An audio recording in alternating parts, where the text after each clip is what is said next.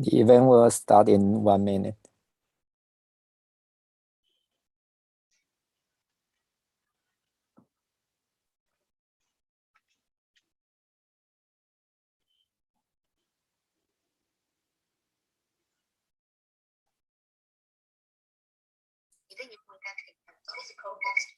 Maybe another 2 minutes.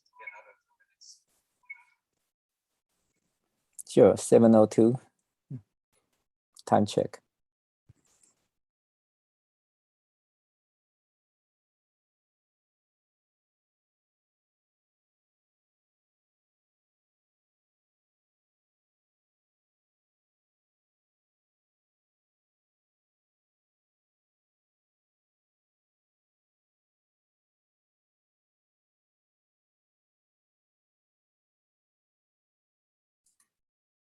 We have people start joining, and so we can start in a few minutes.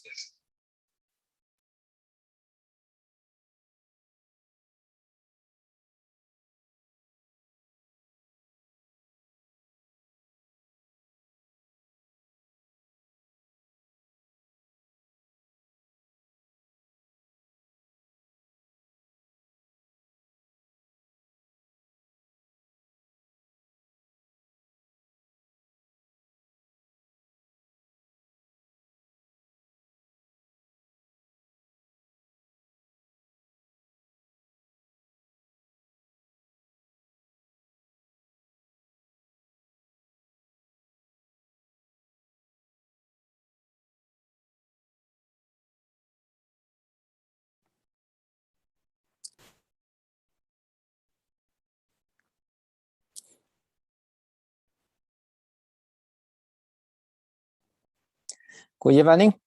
Welcome to this 2021 CCACC Asian American Career Development Workshop. This is just the first day of the 2 days event.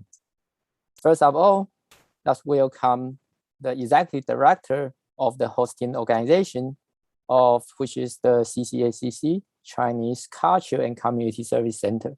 Executive Director Yuan-Li, please.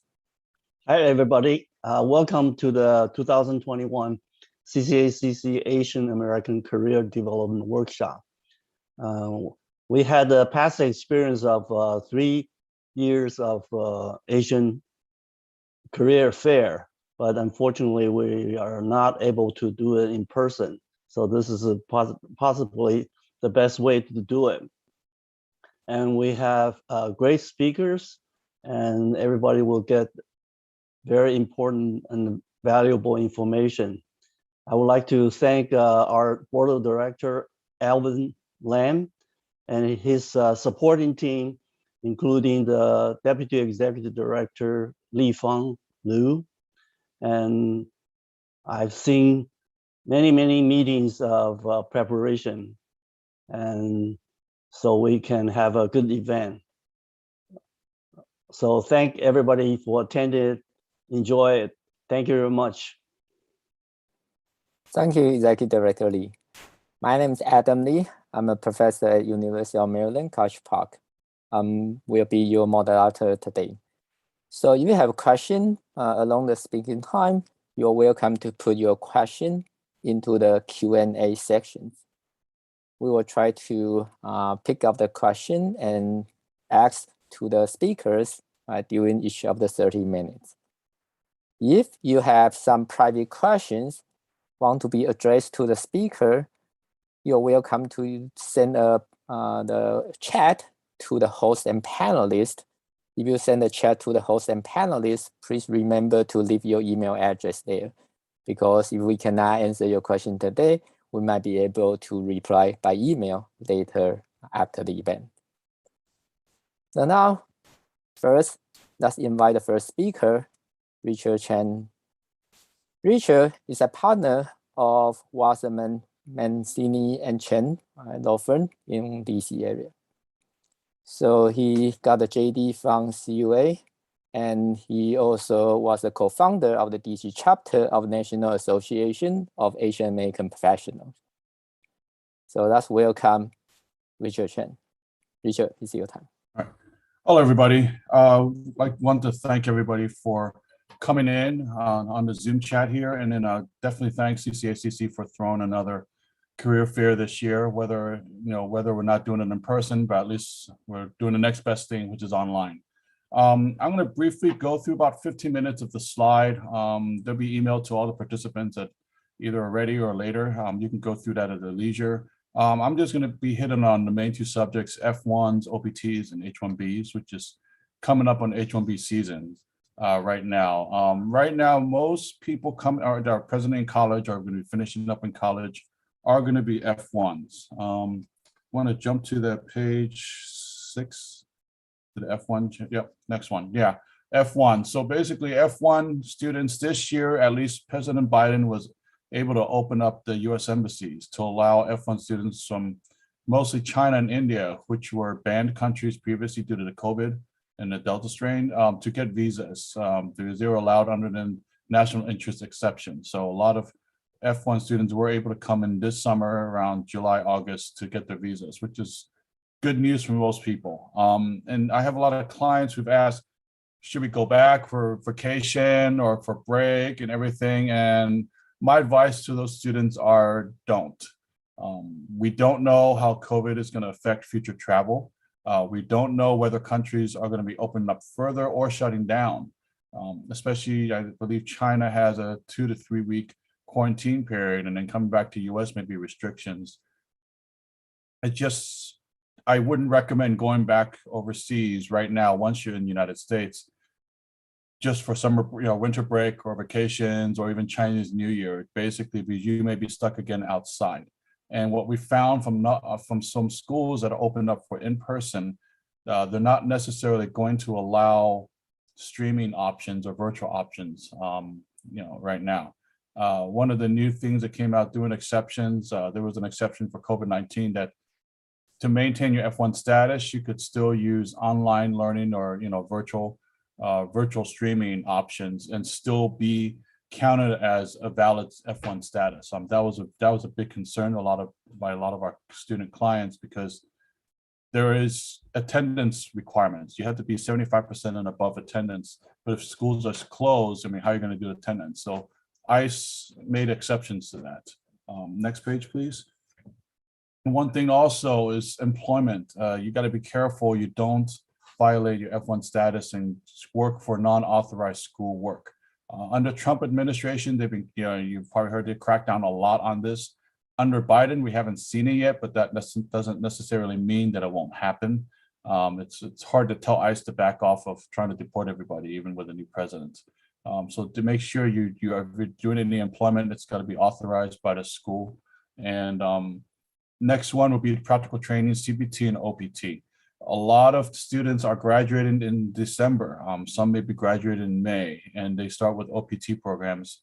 If you're in a STEM program, obviously you can get up to 3 years, which is great. If you're not in STEM, you have 1 year. CPT is going to be tricky. Next slide, please.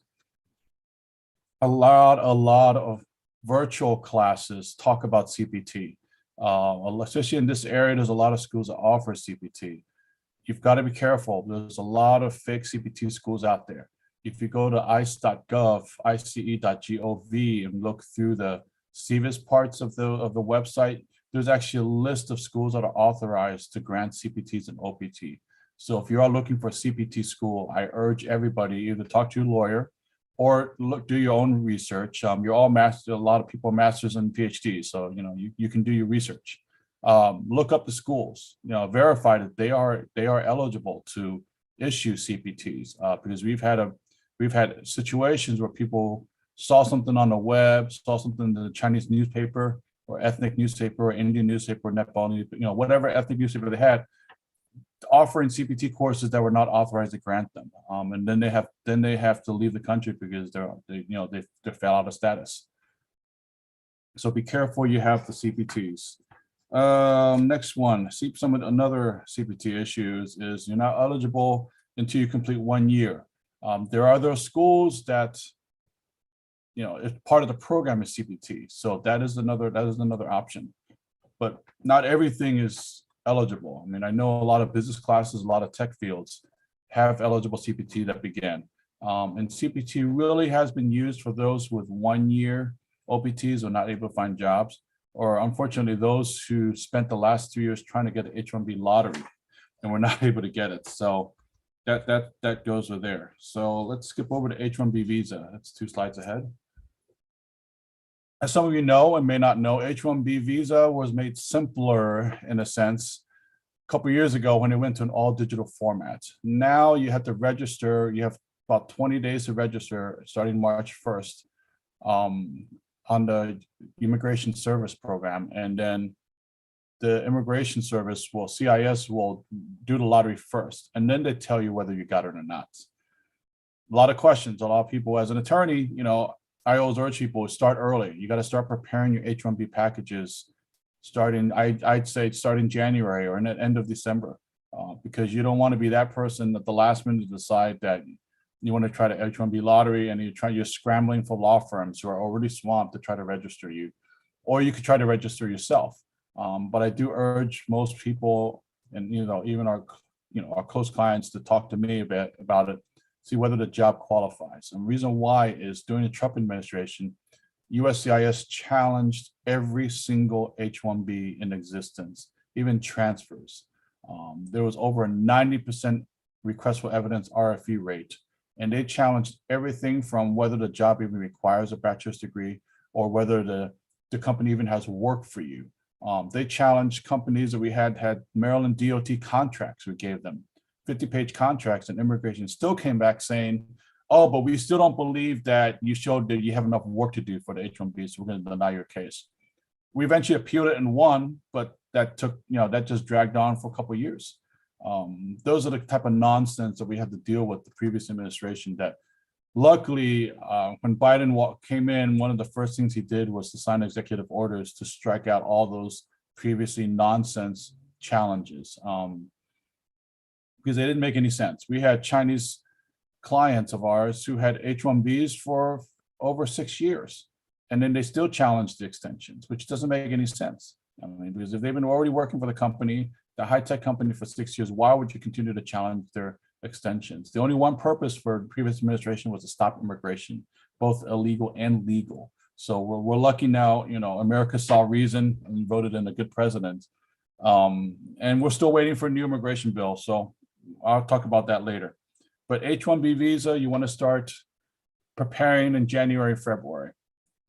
Whether you do it yourself or you go to a law firm, you definitely still want someone to review your qualifications, review the job offered, review the job duties. Because just because there's a more of a rule of reason right now does not mean that it's automatically going to be simple, easy like that.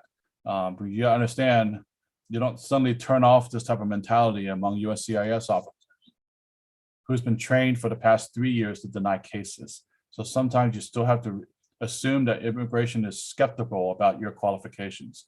And one of those things that they always challenged was, if you were coming out of school with a computer science degree, fine, you're going to a computer science or high-tech field, no problem. But if you're coming out of school with an English degree and you're trying to get an H-1B position in the tech industry area, then you're going to have a problem. You're going to have a problem even before Trump was president, and you still have a problem now. So immigration will still follow the old rules, which means you've got to be, you've got to be related to the degree that you're getting. Let's see. Application process timeline. So March 1st, they will do the drawings at the end of about March 25th.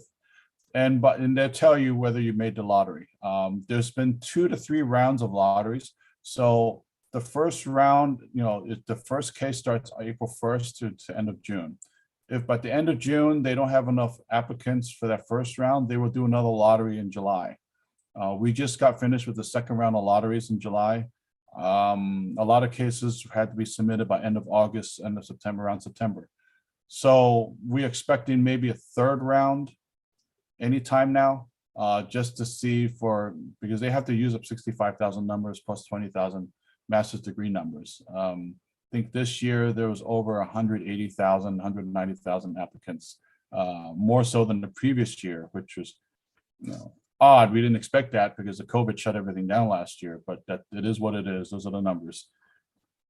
So once we get that in, once we know that you're going to be, you got one of the eligible H1B numbers, then we got to do the posting notice, LCAs and everything.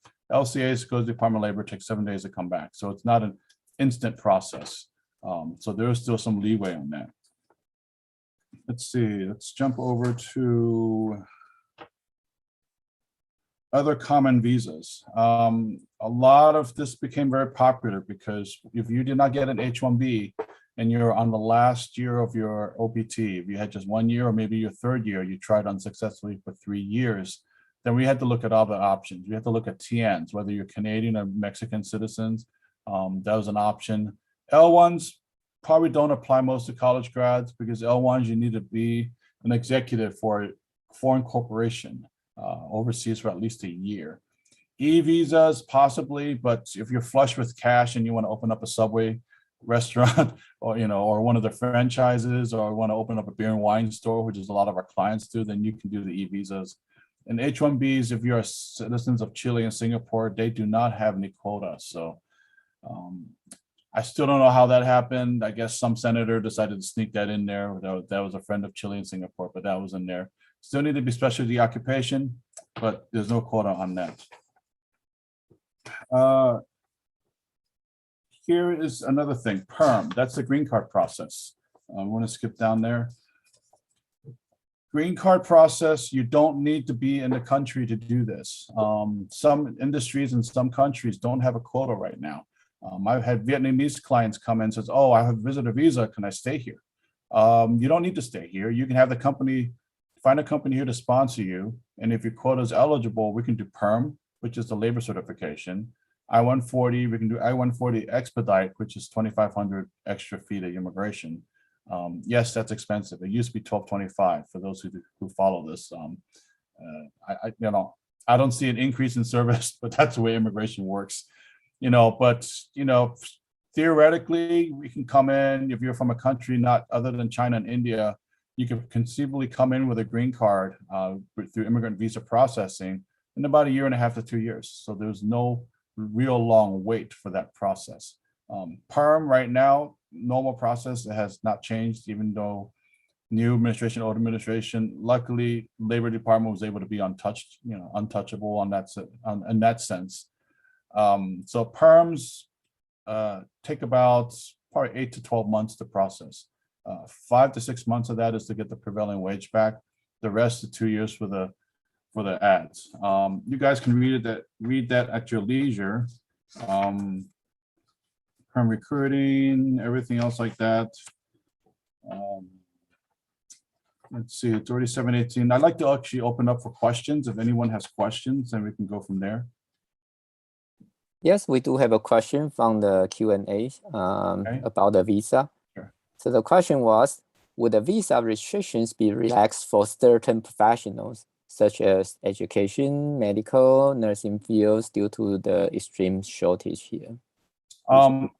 All we know about the restrictions right now is what's been published, and what's been published is if you are coming in on an H1B visa or and you need a national interest exception, then yes, if you're coming in to do work in the medical field to fight COVID, to do cancer, all that stuff, then yes, you can apply for a national interest exception through the U.S. embassies and go get a visa through that method. Unfortunately, that only applies to certain visas. I mean, it's H1s and L1s, and there's no real nurse visa anymore. The new immigration bill does have some provisions for that, but as you know, they're still fighting over building a bridge that's about to fall over. So to be honest, I don't have too much hope for how much immigration they're gonna have. I don't see any other questions, but I want to just hit the immigration bill.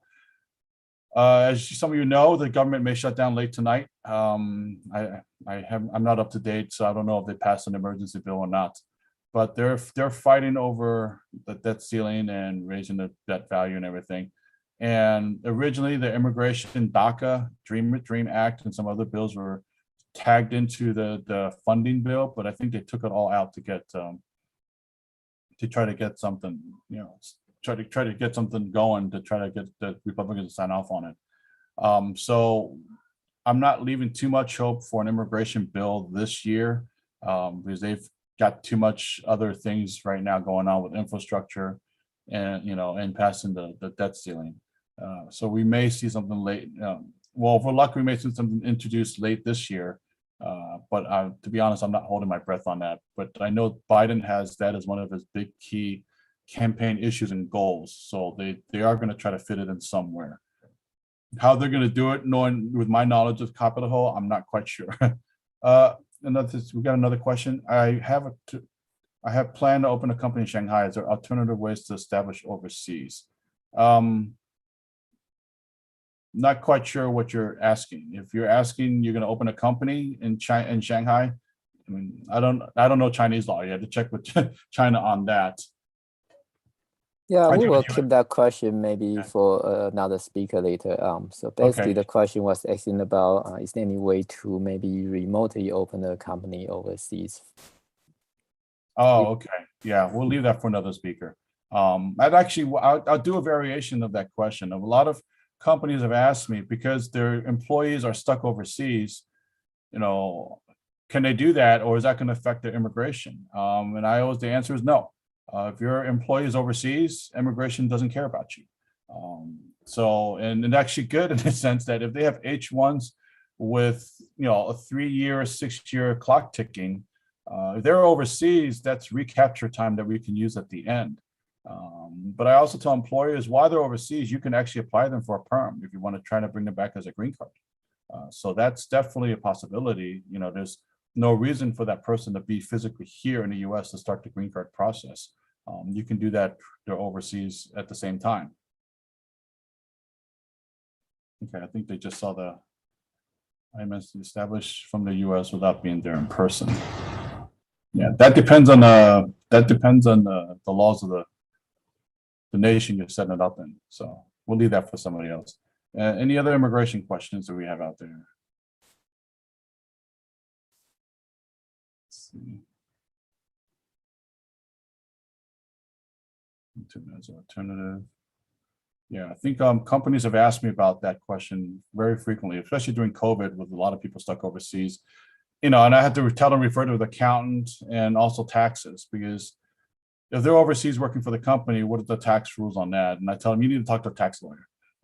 So I don't deal with how you're going to pay your taxes and and deductions and how you're going to pay overseas people that are kind of stuck over there. But that's the case because we actually have quite a few people that are still stuck in China because the U.S. consulate has not opened up, and these folks are either in the tech fields or accounting fields or consulting fields that are not listed as a national interest exception. So we're hoping, and there's been rumors from my own sources that they're going to try to lift some of that, but a lot of that is based on how Delta's being dealt with. But it's to be my own personal opinion.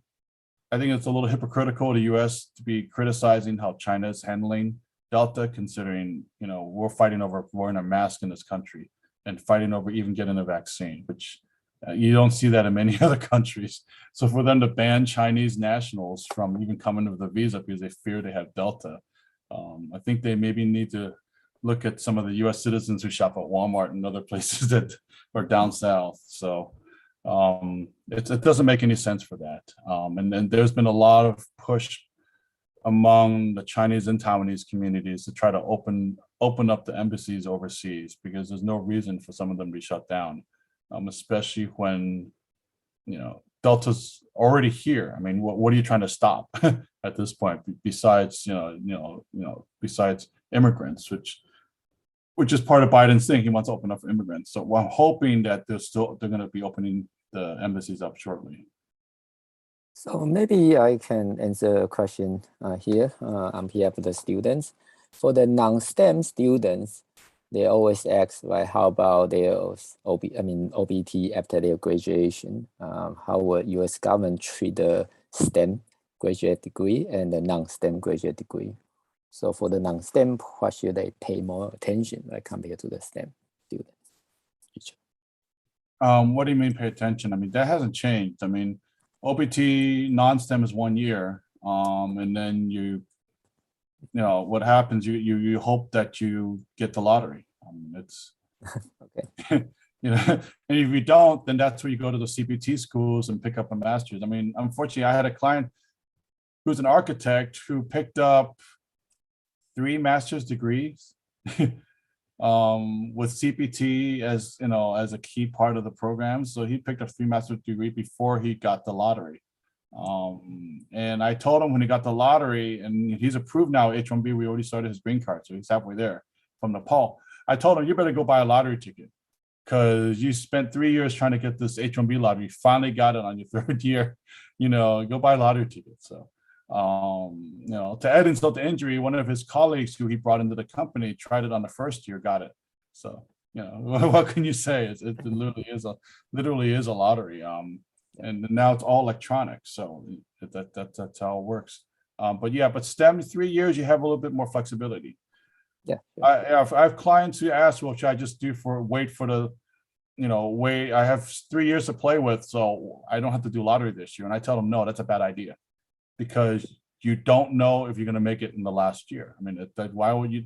At least if you have it in the 1st year of the STEM, you have 3 chances, you know, before you have to go pick up another master's degree. And as you well know, you know, the out-of-state tuition costs are a lot more expensive.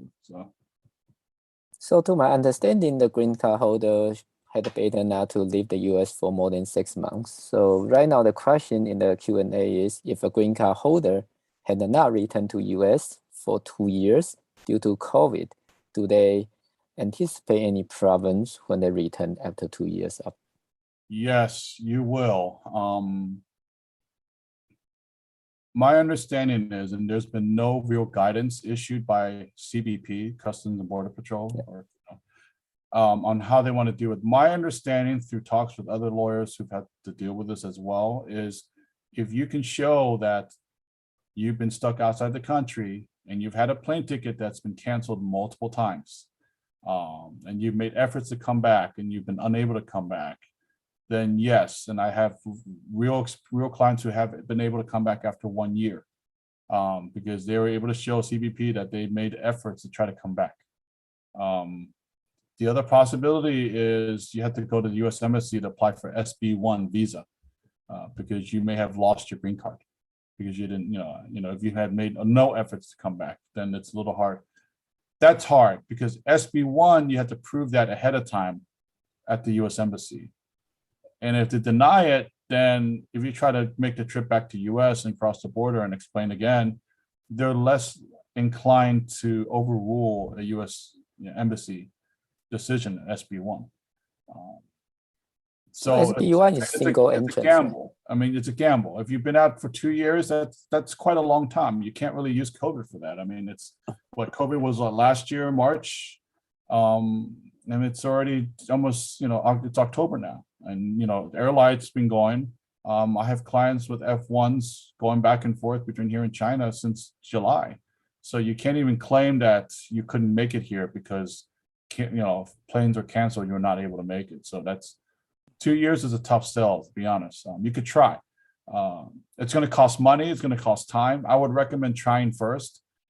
And if get rejected, then go back and try to do an SB1. Because if you do an SB1, get rejected, there's a much lower chance that you're going to get it at the border. Because, you know, they're going to swipe your passport and look, oh, you already denied SB1. So why should we let you in now? You know, so SB1 is single entrant, right? Yeah. Okay. Yeah. So Yeah, since I don't see any question, Richard, you want to close this up? Sure, And maybe I'll close give it some out. last minute guidance? Yeah. Yeah, just if there's any questions, I've told in the past, if you've mentioned that you're from CCACC webinar, you can email me. I'm not going to charge a consultation fee for anybody who watched the webinar.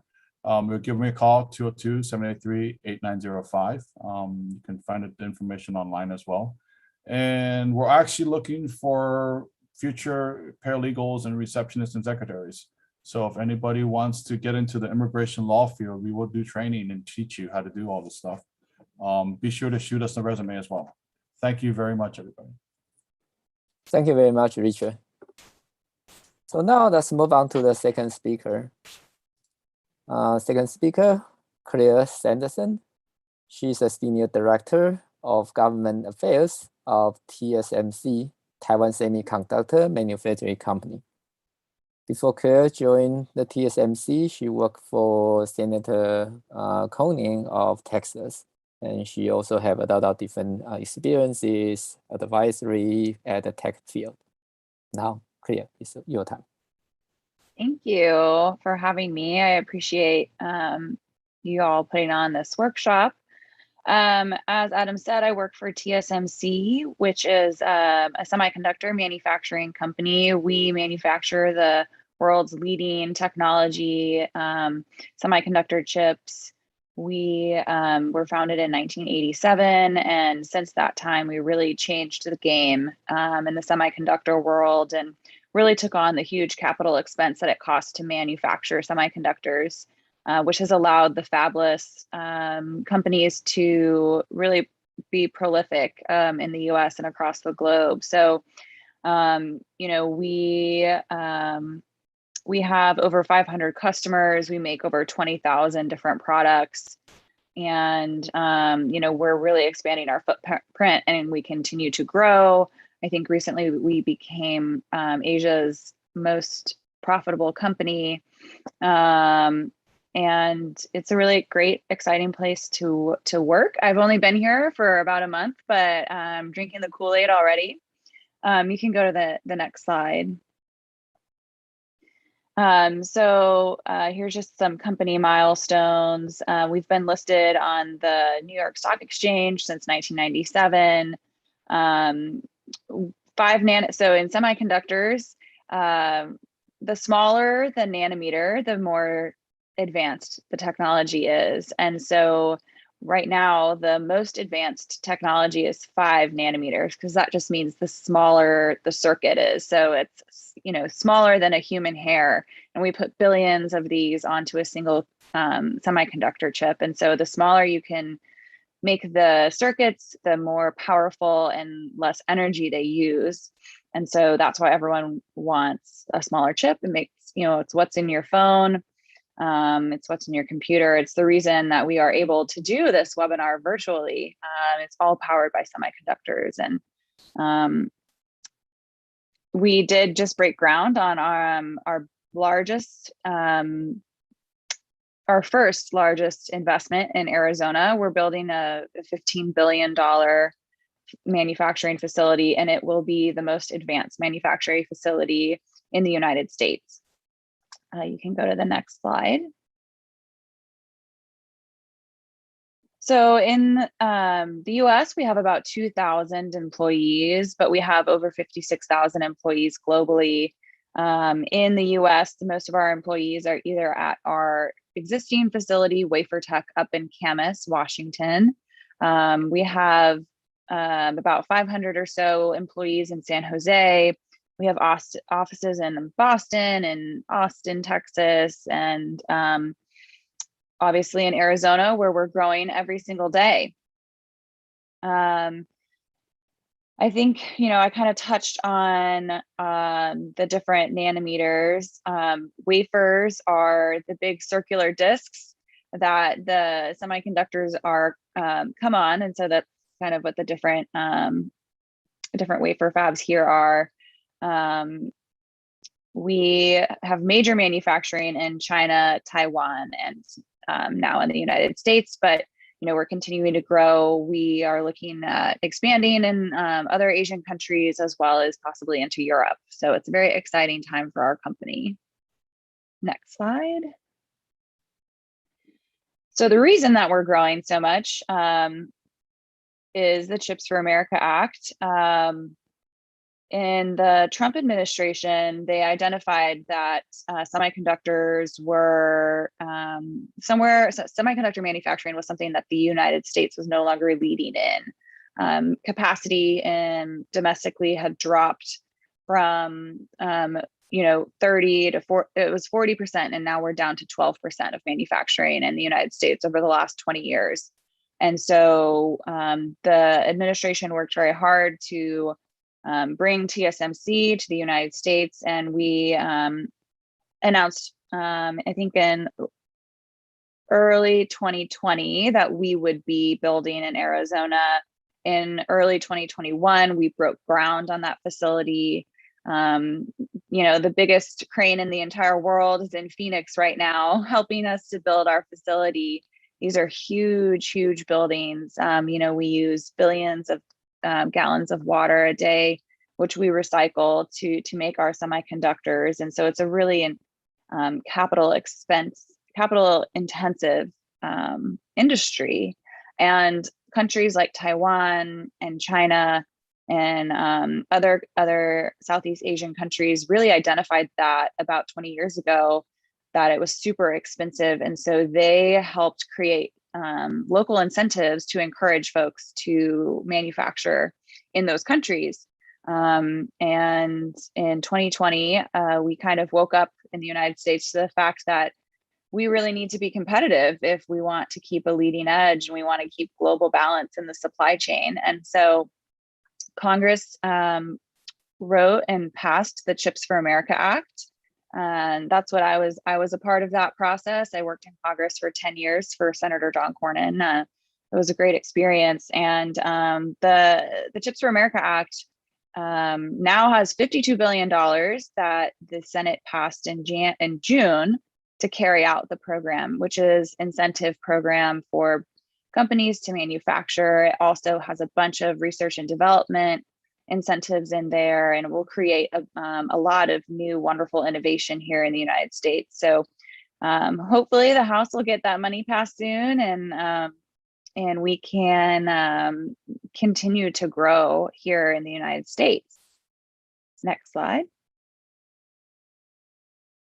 So even if CHIPS money doesn't pass, we are still obviously building our large facility in Arizona. We're fabs have about 1,800 people who work in each facility.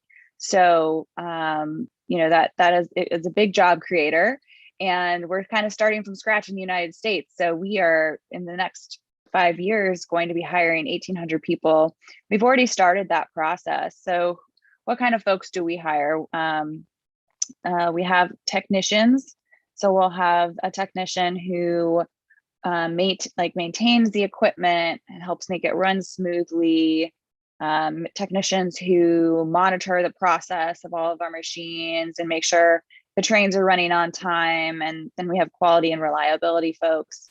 So for the technicians, the skill set ranges for the different types of technician, but we have anywhere from high school diplomas to associates and bachelor's degrees for the technicians. And, they make about $19 to $25 an hour, depending again on their position and their level of education. For our engineers, we have many, many kinds of engineers that we employ, but mainly they're process and quality engineers. There are some engineers who just have bachelor's, but for the most part, our engineers have master's and PhD level. The kind of focus area or major, if you will, that we typically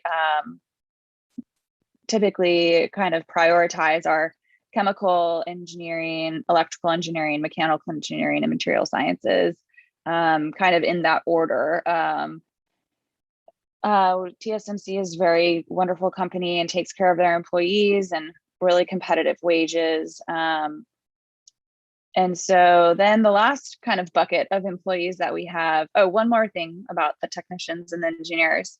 We, all of our technicians and engineers we will be hiring for our Arizona facility will have to go to Taiwan for a year to train at our facilities and across the country in Taiwan. So TSMC will pay for everyone they will pay for the individual to fly to Taiwan, and we have housing covered for a year.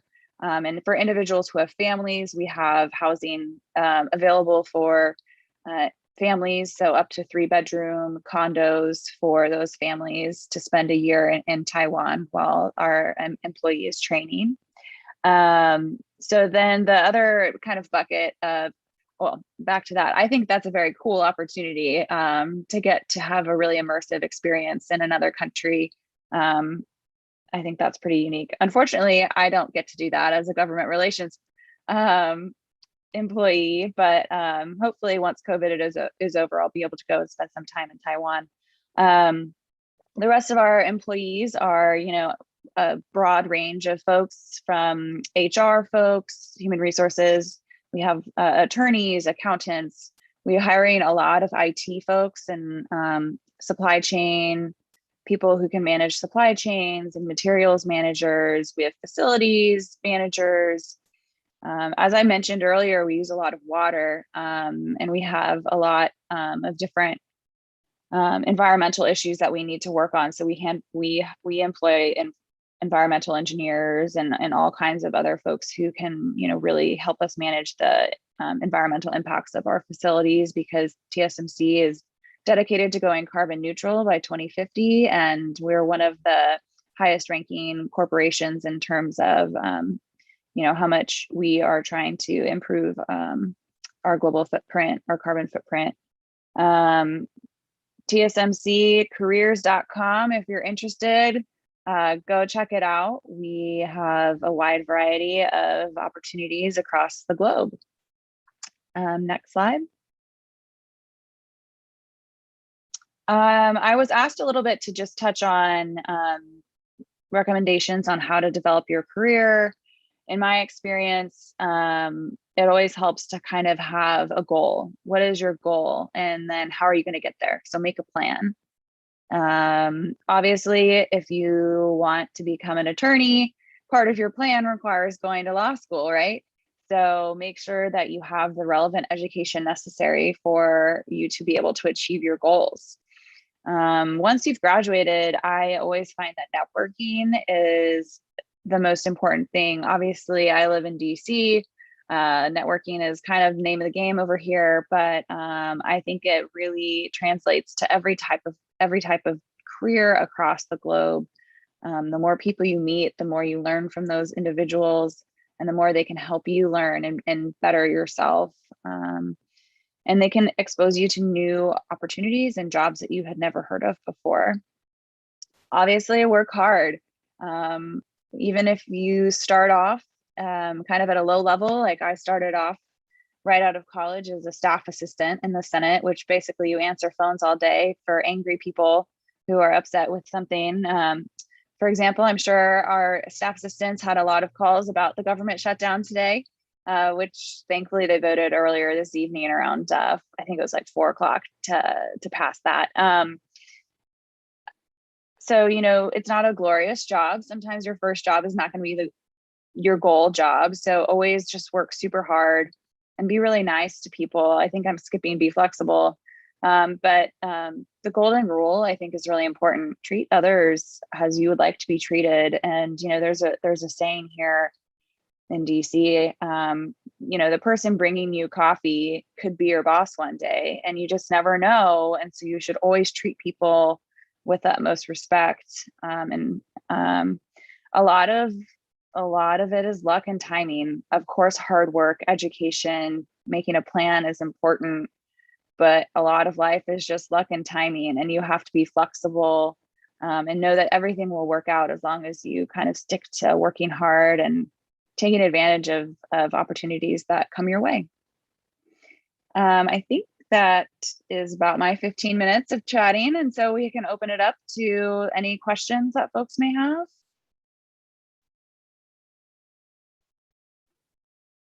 I think maybe one simple question students or junior career people want to ask is, what TSMC for those jobs in Arizona, will you sponsor the visa or green card application and so on? I believe so, yes. I believe so. I know that we will be taking a lot of our TSMC current employees to Arizona for several years while the fab becomes operational. So we certainly work a lot with the US government and getting those folks over here. And obviously they're folks, Taiwan has, and other countries around the globe have really great experience in semiconductors. we obviously would want the best and the brightest, no matter where they're from, to come work for us. So Stan, question in the Q&A, when you say any advice for entertainment, do you mean the entertainment sector or entertainment at TSMC? Sorry, could you repeat the question? No, Entertainment I sector? try to clarify the question here.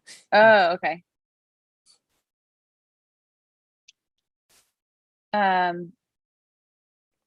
Yeah, so Stan asking about, do you have any recommendation for the entertainment sector as a business? Entertainment sector. I don't really know much about the entertainment sector. I have a friend that works for Netflix. She really likes it. I think in any kind of job that you want to work in, you really need to just network. LinkedIn is a really great resource that folks are using a lot more and more each day. So building your network, reaching out to people. It's hard to do this in COVID times, but going in person to various establishments. I know on the Hill, at least Capitol Hill, people will walk around with their resume and take it into an office and say, here's a resume, I want to work for you. I think that that kind of ambition and boldness is always very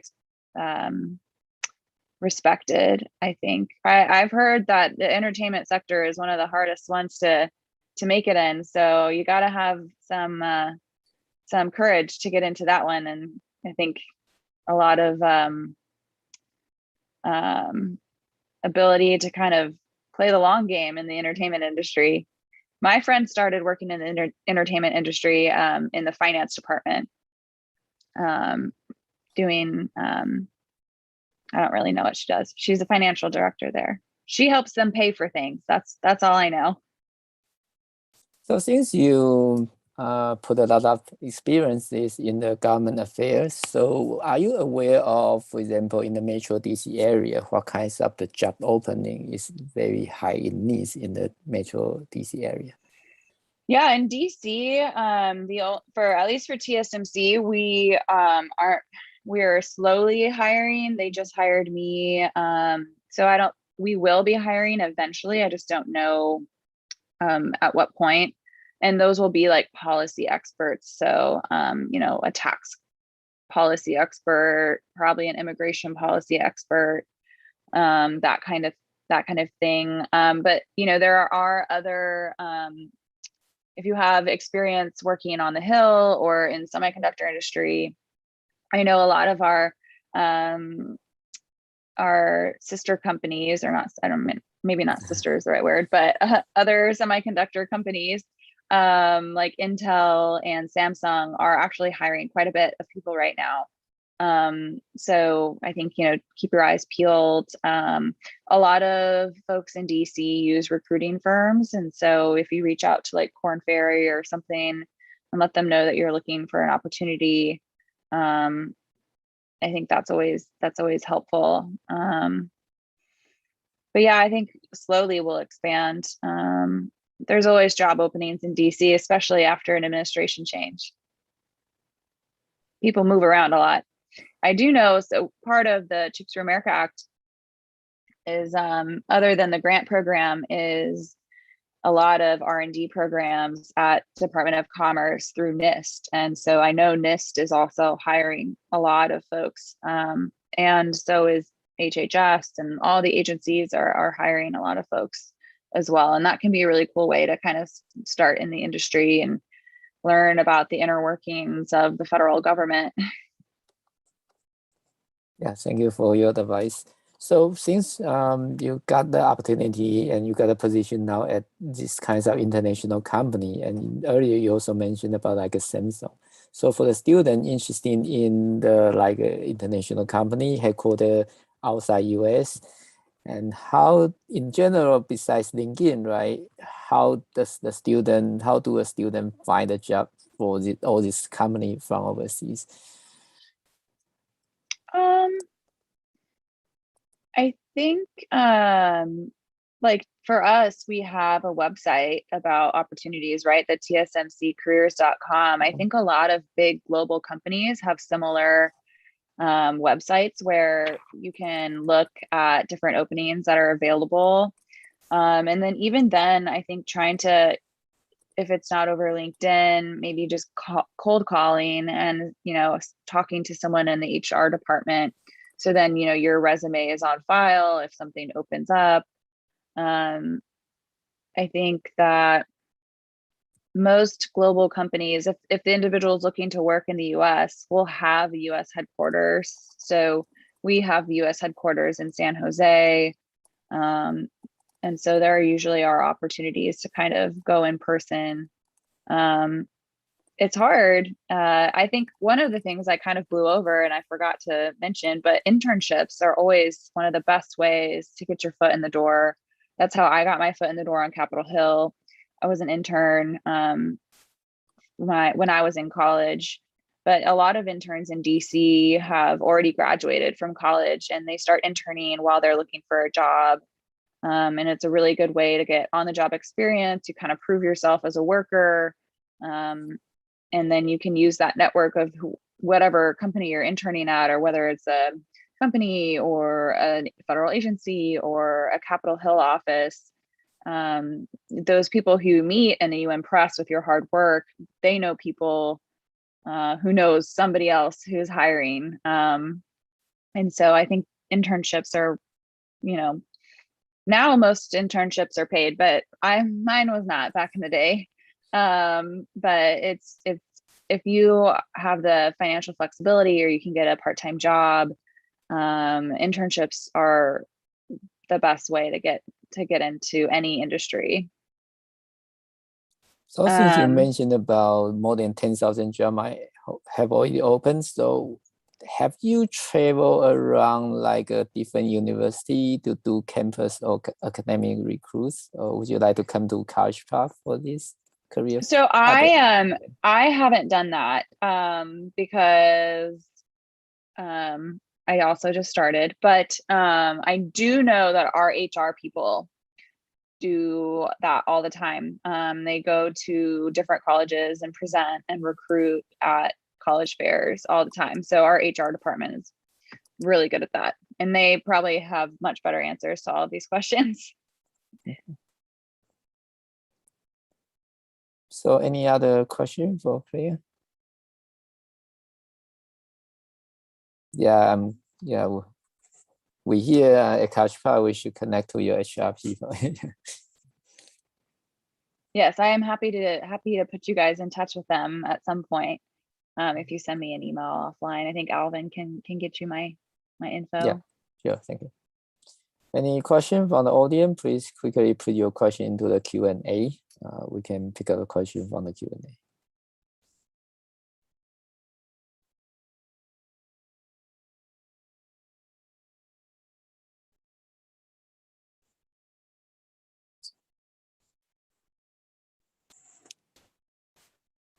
So Claire, you mentioned that you might need to go by 8. So now, yeah, it's really before 8. So if there's no question, can you give some last advice to all the job seeker here?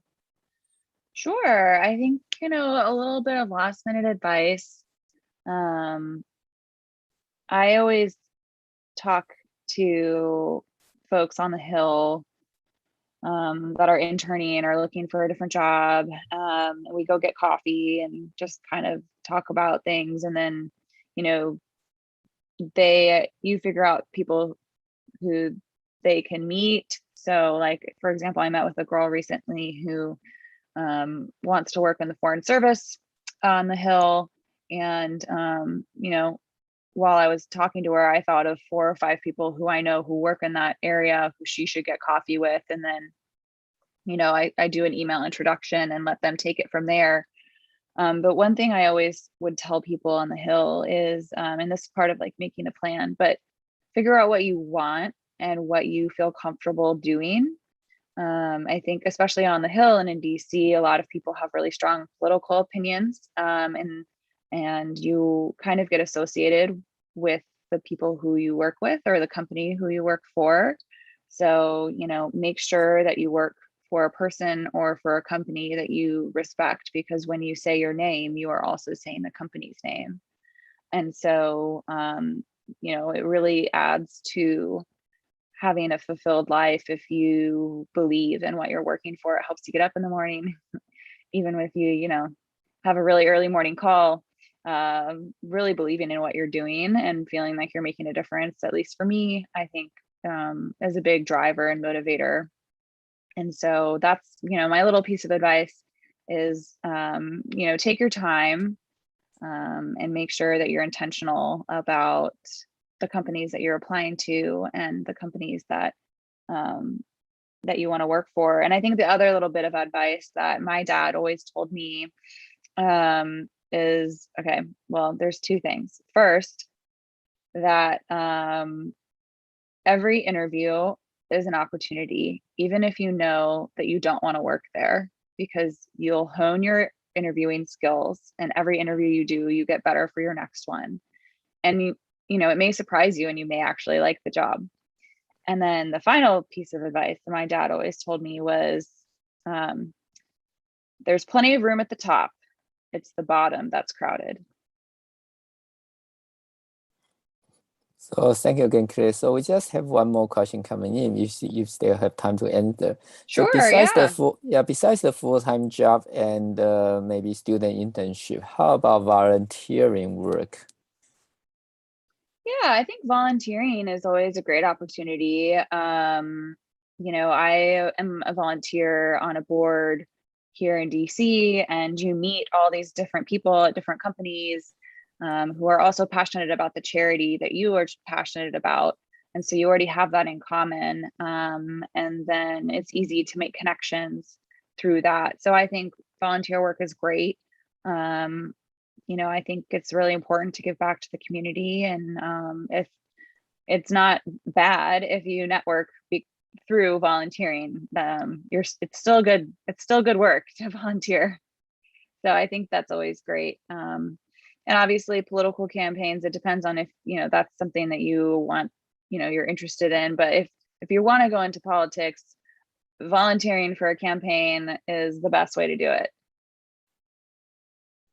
And do you have other kinds of advice for people interested in like a B2B supply chain and how to connect between two companies and so on? I don't know. Supply chain is such a big buzzword these days, Yeah. and a lot of agencies are hiring for it and companies are hiring for it. So it's a lot of logistics. I feel like you have to be very detail oriented. But I think there's a lot of opportunities out there, and you just have to go find them. Okay, thank you very much, Claire. Yes, of course. Thank you for having me. Thank you. Bye. Thank you. Last but not least, because we still have a second day of the event tomorrow, let's invite our last speaker today, Terry Xiao.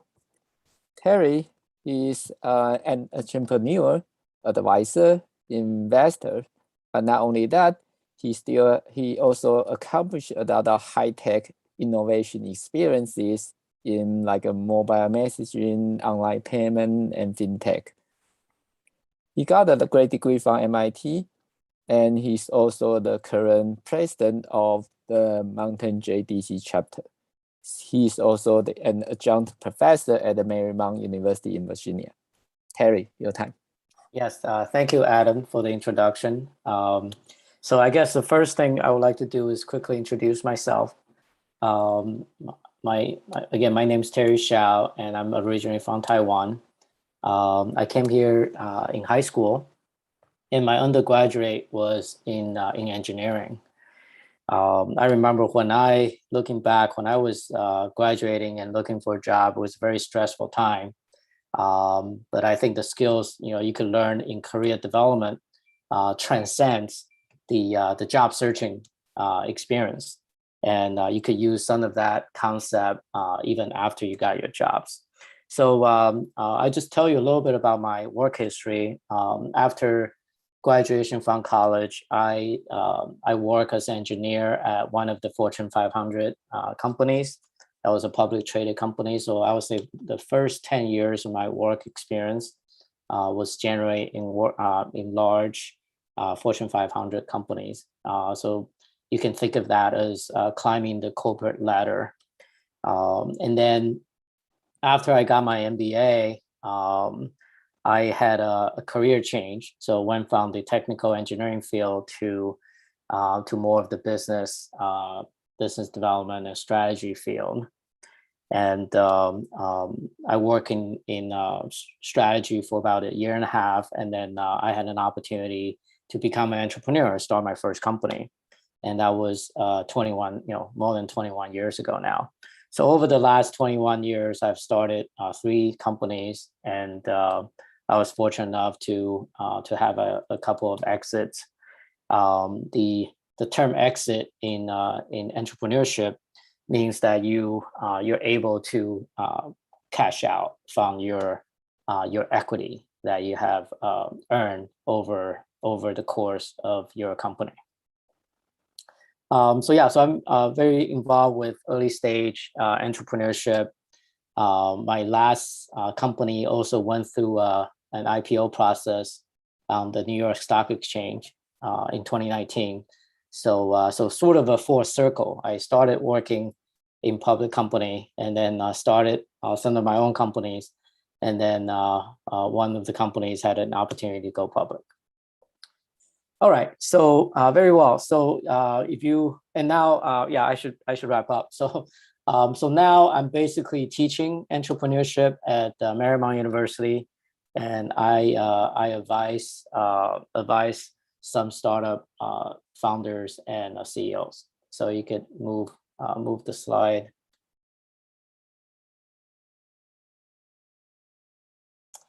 So I think the first thing we should really talk about is the career choice. So obviously, it's the job market is a two-sided marketplace. The company is looking to fill a resource that is the best fit for them, and then you, as the job seeker, also should have your own career planning and career choice. So first, I want to talk a little bit about how do you decide what type of jobs, what type of companies that you should consider. So the next, yeah. So the first element, what I would say is tailwind is better than headwind. What does that mean? That means you want to look at a market that is growing, that is having some momentum forward, versus something that's more of a sunsetting or ultra competitive. One of the good example might be if you want to join a gas engine manufacturer, it's probably not a great time to do that, because the trend is going toward alternative energy, particularly battery power electric vehicles. So the first thing you consider in your career planning and job choices, I would think about what type of industries, what type of sectors, and what type of companies that you want to join. And obviously, you want to find an opportunity that is going to, their opportunities are going to get bigger, not smaller. Because if you go into a sunsetting industry or a dying industry, your job opportunities are not going to be as good in the future. So you always need to look forward and not just analyze the present, but you should think about what happens next. So the next point. The second thing you should really think about is, and this goes both on the company side as well as the job position, what is really the sustainable value creation? Because whether the job pays a high salary or opportunities for advancements, the key at the end of the day is what is the sustainable value creation of that opportunity. what would you be doing and who would you be doing that for? And is there value being created? And does that value excite you, interest you, and make you want to go for it? So other than the market, the next thing is, what would be that special sauce that you see the company has that will make it really successful going forward? And what can you develop your own personal sustainable value creation through that particular job opportunity? So again, you need to look at the future as well as the present.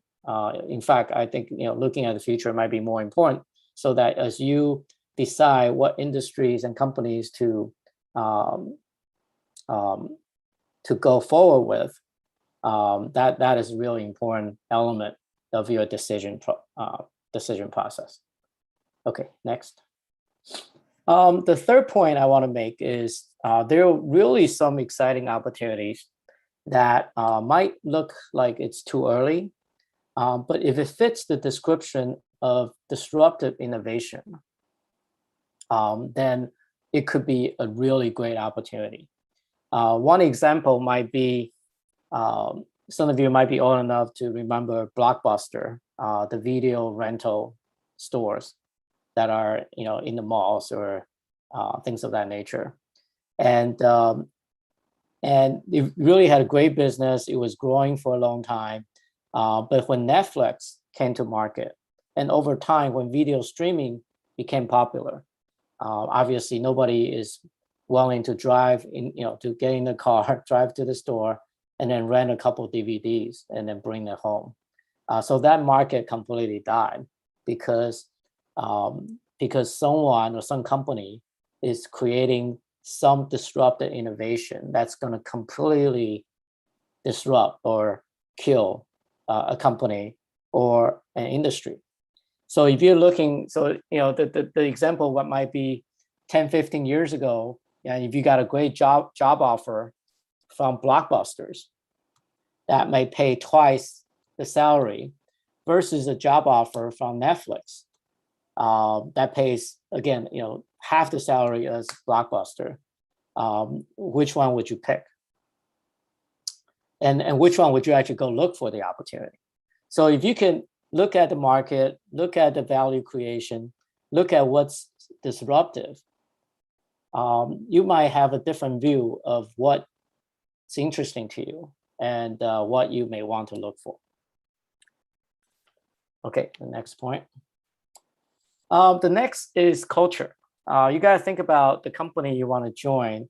What is the company culture, and is the value of the company consistent with their personal value? That means, would you be happy working with people with certain beliefs and certain mindsets that whether you may fit or may not fit? So the other thing you got to think about is, what's the company culture? For example, if you believe strongly about certain things and the company is known to have the opposite culture, then you may not want to, no matter what the job position is, you may or may not want to pursue it. So you got to look at, and the only way to find the company culture is by doing research and talking to the people who's already there. And I would also recommend asking that question to the job interviewer when you interview for a job, is what they, how would they describe their company culture? That would be really helpful. And that will also seem like a really great question, because that shows you're not just looking for a job, you're looking for a fit, which is what they're looking for. Okay, next. So next, let's talk a little bit about what are the desired skill sets that you should develop. Perhaps some of you already have developed some of these skills, but you can continue to incrementally improve. So these are what I believe over the 20-some years of my career, actually, sorry, 30-some years of my career. what would be some of the desired skill sets that your employer, the company, will be looking for? Next. The first and foremost is your ability to learn. Are you coachable? Nowadays, nobody, you don't actually, quote unquote, have to have a degree in the exact field that that the employer is looking for, because any of the things that you will most likely need on your job, your general college education most likely already provided for. Obviously, the more technical fields, you obviously need the more technical skill sets. But the most important thing that the employer is going to look for is your ability to learn.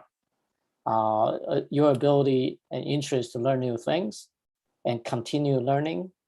How coachable are you? Can they continuously train you to be a better fit, or can you, or you're just not going to change at all? Can they actually mold and fit you into what they want to see as their future leaders in the company? What would they look for to manage other people in the company? So the first and foremost important skill is retain your ability and expand your ability to learn and be coachable. Next. The next is, you could call it a skill. Some might think it comes naturally, but I believe this is something you can develop. This is what I would call the deep curiosity. Some people would describe it as passion, because you can see somebody gets excited, they get energetic when they talk about certain things. Think a little bit about what you are curious about, what excites you, and are you, is the job that you're looking for, would that facilitate and would that continue or even expand your curiosity about what you would be doing? And I believe this is a skill set you could actually develop to make sure that you could develop the grit that comes with the passion, because only when you're passionate about what you're doing, that there's a higher likelihood that you're going to be good at it. Okay, next. The next, I would say, is the skill that's really important is your ability to be comfortable being uncomfortable. Meaning, if somebody puts you in an uncomfortable situation, can you not panic and take a deep breath, think on your feet, and deal with the situation? No matter what the cards you deal with, can you be comfortable playing your cards? Some of you may, and this is probably all of us, some of you may be uncomfortable speaking in public, for example. So if you have still opportunity to take a course in college in communications or something similar, if you find social activities for you to practice speaking to others, speaking in public, take that opportunity, because it's not just practicing your public speaking skill. It's practicing to be comfortable being uncomfortable. And that's just the most common example of people feeling uncomfortable. So whatever you feel uncomfortable about, try to put yourself in that situation, and that's only going to help you. Okay, next. The last but not the least, and I believe this is really ultra important and not talked about enough, is the empathy. It's the ability to not just feel how others feel, but think about the incentive structure and think about human nature. If you want to lead others, then think about how you would like to be led. if you want to be, if you want to sell a solution, think about how you would like to be sold. And if you can look at an industry and work out the entire value chain, and if you can think from the position of each of these component or areas of this value chain, then you should be an expert about how the industry or company operates. And then therefore will give you tremendous advantage in moving forward in your career. Because at the end of the day, we all need to solve problems. And empathy is a great skill to have to be able to do that. Okay, next. So, so the next thing I want to talk about is when you meet with the companies or interviewers, representatives, how do you pitch you? What's important about it? And remember, you are going to carry a reputation, and that is your brand. So how do you establish and how do you reinforce your brand throughout the process of your career development, as well as your interview, to really make the best of what reflects your capabilities, your skill set, and your ambitions? Next, yeah, sorry, next. Okay, well, you get one shot, right? You get one shot at first impression. So when you meet with the interviewer, meet with the company representative, what do you need to deliver in this very short time? Because remember, they're going to meet lots of people. They're going to talk to and interview lots of people. How do you stand out? So what I would encourage you is you need to practice how to describe yourself. And here's the key elements. And depending on how much time you have, you may have different versions. So what you really need to do is have a 15-second pitch of who you are and why you fit with the company that's looking for, to fill a position. You should have a 1 or 2 minute version, and then you should have a 5-minute version and maybe a 10-minute version, right? So you should have the different length of pitch to sell yourself. And remember, how you sell yourself in that appropriately allotted time is going to give the very strong impression of the person who is making the selection. And if nothing else, you want to make sure that you keep passing these different stages so that you don't get kicked out of that stage. So number one is who you are. Make sure that they find something to associate. So who you are is not just your name. What are the characteristics and elements of who you are that you want people to remember? Perhaps you speak multiple languages. Perhaps you have had a very unique experience doing some volunteer work. Perhaps you have done a project that is fairly unique in that field. Or perhaps you have worked for someone who is known in that field. Something that the person on the other side can associate you with and therefore remember you with. The next thing is, what is your value? What do you bring to the table?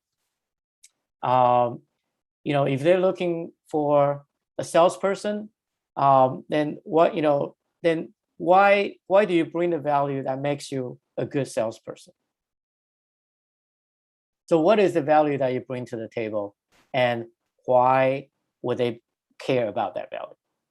Obviously, you need to do some research about what they'll be looking for, but your value should stay fairly similar or fairly consistent, but you can tell it a little bit differently to the different people and the different circumstances, of course. The next one is, well, why are you a fit with what they're looking for? Again, it may not be, you may not be looking for the higher salary or highest benefit package. What makes you excited? What makes you energetic? What makes you can dig deep to your passion with your deep curiosity to be the player, to be the team player that the company is looking for. And the last point will be, how are you any different? Because you need to stand out somehow. So find something that's unique. Find something that somebody can really differentiate you a little bit. And you, like I said, you may need to practice this. You should practice this in a mirror multiple times until you feel very comfortable delivering that. So that's the important thing about how to pitch your brand, and how do you make sure that you can stand out and make the time that someone spends with you really informative, entertaining, and even memorable. Okay, we're at Q&A. So we got about 7 minutes, so I'm happy to entertain any questions that you have. Yeah, thank you very much, Terry, to share your experience and advices.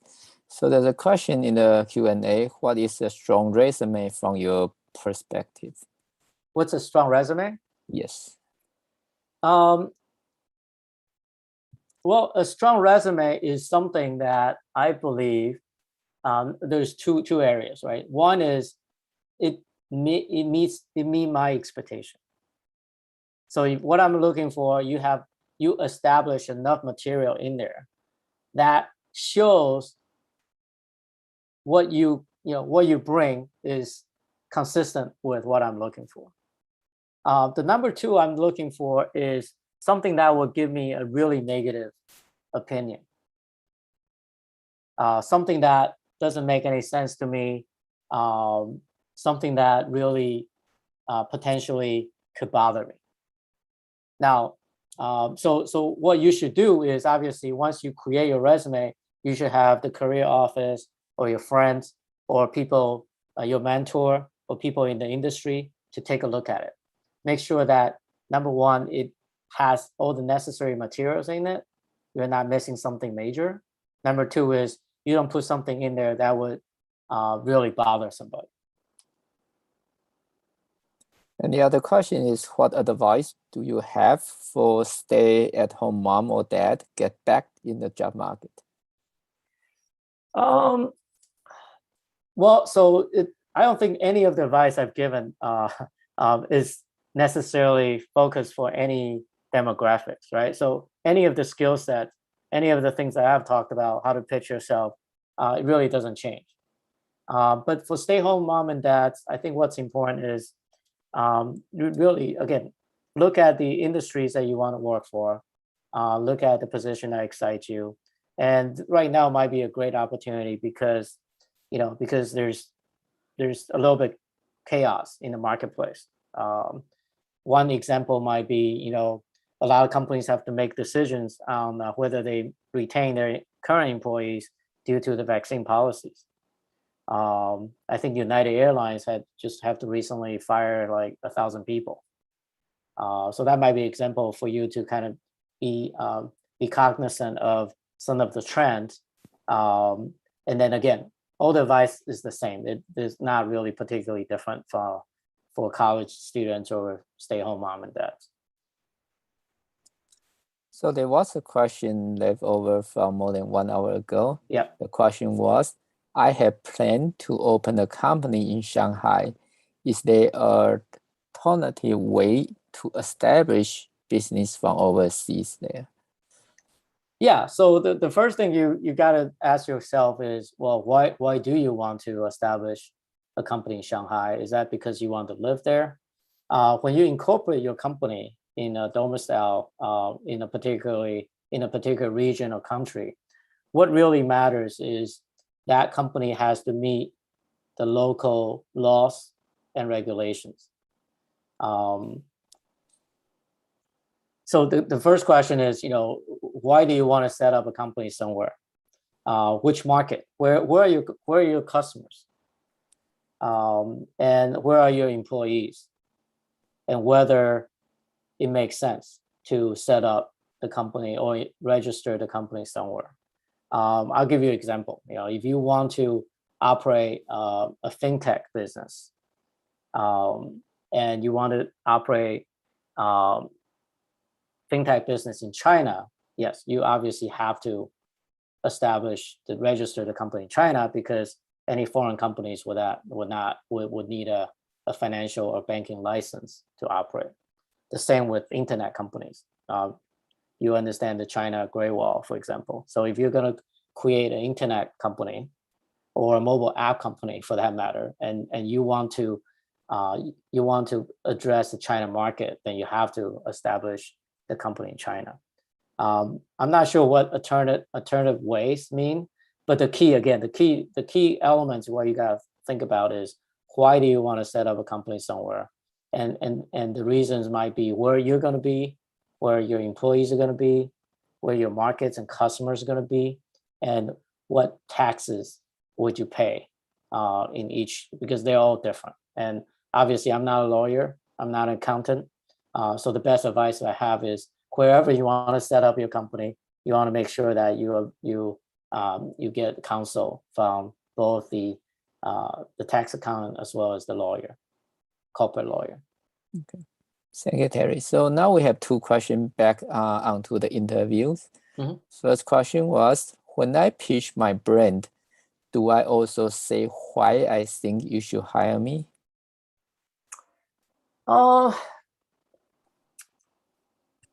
Maybe. Generally, I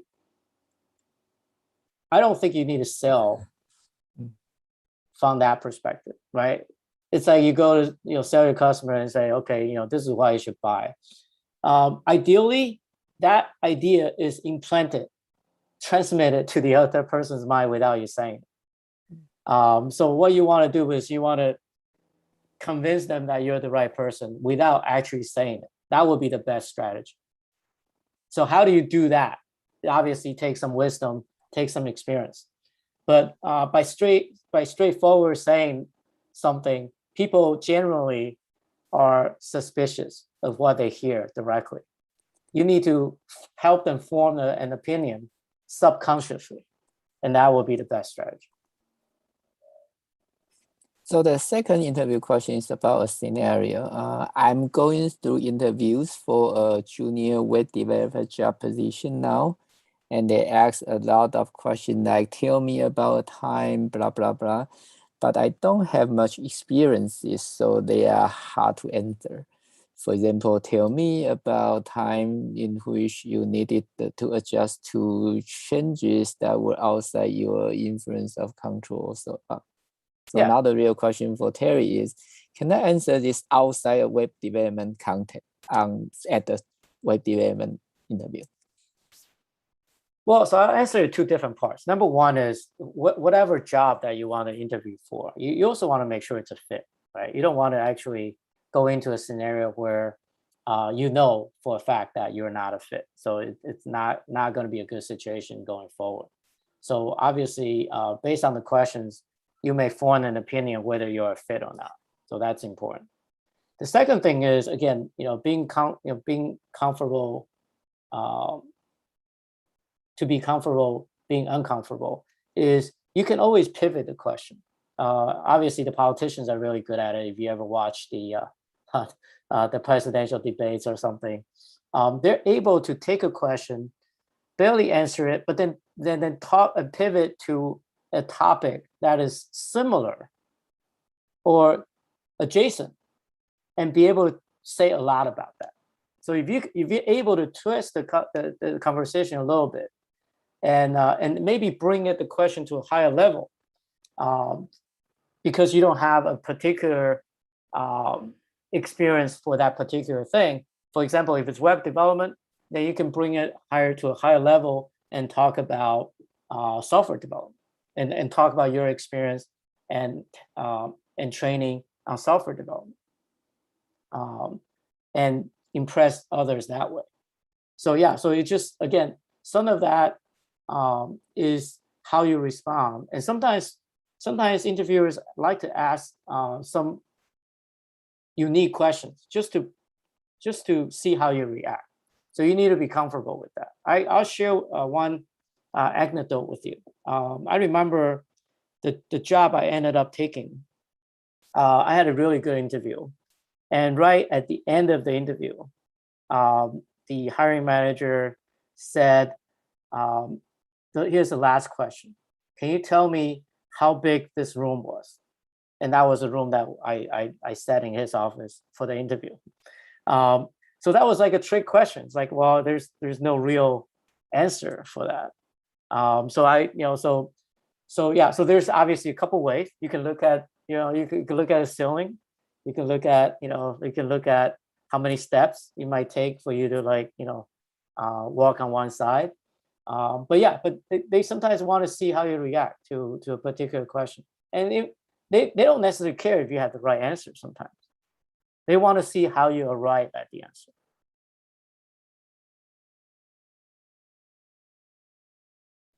So since now past 9 o'clock, so I hope Terry, you can help for one more question Yeah, here. of course. What are your biggest win and biggest challenge of your entrepreneurial journey? Before I invite you to answer, just let all the attendees know, if you still have any question, want us to answer, please put your email address and your question into the chat to the host and panelist. So put your emails and your questions into the chat to the host and panelists. We will keep the chat running for maybe 5 more minutes. Okay. So Terry, your Yeah. biggest win and biggest challenge for your entrepreneurship. My biggest win and my biggest challenge. I would say my biggest win is the journey. I, of course, had no idea what I was capable of. And I remember when I work in, I told you when I started my career, I worked for Fortune 500 companies. And I always wonder how a company gets started and how does it grow from nothing to something. And, in a public company environment, it's not just something, it's actually, a lot of employees, a lot of revenues. And I'm always curious about that. But I think the biggest win for me is having that journey, knowing that there are endless possibilities of what my career could be. And we shape our own future. And that is just a summation of all the efforts, all the insights, all the things that you see, think, and feel. And there's no limits to what you could accomplish in your career. So that to me is my biggest win. So that I get to see that, understand it, see it happen to other people, and in some ways experience it myself. I would say the biggest challenge is really at the end of the day working with people. There's at the end of the day, everything comes down to how the team operates, and all the challenges, all the other engineering or marketing or all these other challenges are problems that could be solved, and the people problems are the hardest. And there's always different variations. Sometimes you have to sacrifice your personal relationship from business relationship, or vice versa. It's sometimes unavoidable. So what I find the biggest challenge is how do you continue to work with people and work in a team. So thank you very much, Terry. Yeah, thank you for your valuable time. So now, Thank you. So now, before we close, let's invite the Vice Chair of the Board of the CCACC, Dr. Elvin Lam, to close this event today. Elvin.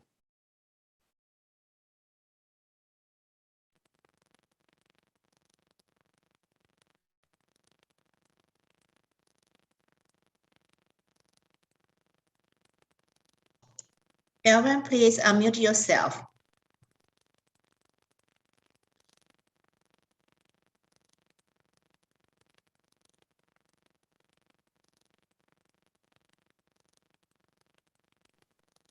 Elvin, we cannot hear you.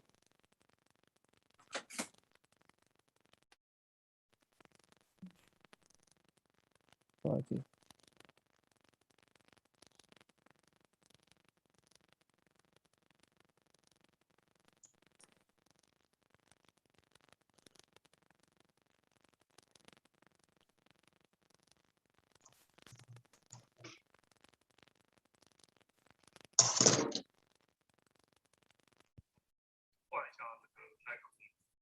Can you hear me now? Yes, now, please. Okay, thank you. Thank you, Adam. Thank you, all the panelists, for a very successful evening. And we're going to have another evening tomorrow night with 4 more panelists to cover IT industry, to cover another manufacturing and entertainment business. So we're going to cover more tomorrow night. And really appreciate everybody's participation for tonight. And also on the screen, we will have a job fair on October 21st. And we are waiting for more participant employers, the companies who will be joining us. And participants can actually do the conversation with different companies. The Zoom setup for 50 breakout rooms. Participants can join, they can choose the company they want to talk to. So that's October 21st. Wait for the message from CCACC. Again, on behalf of the team in the background and also all the staff supporting tonight's event, look forward to see you tomorrow night. Thank you.